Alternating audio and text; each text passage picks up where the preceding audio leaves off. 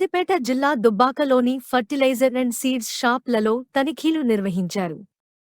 జిల్లా police commissioner Anuradha ఆదేశాల మేరకు తనిఖీలు నిర్వహిస్తున్నామని దుబ్బాక సీఐ శ్రీనివాస్ తెలిపారు. నకిలీ విత్తనాలుగాని కల్తీ విత్తనాల అమ్మకం, అనుమతులు లేని పురుగు మందులు తదితరాలకు సంబంధించిన తనిఖీ నిర్వహించారు.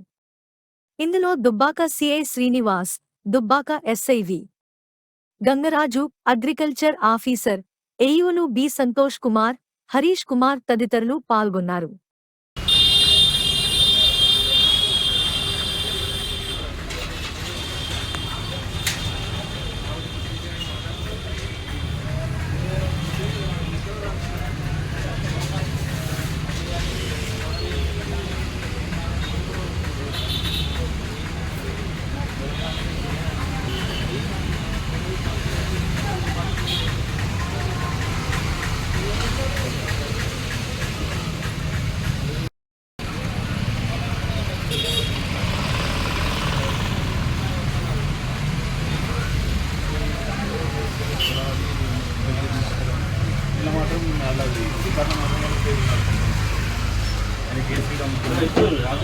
అదే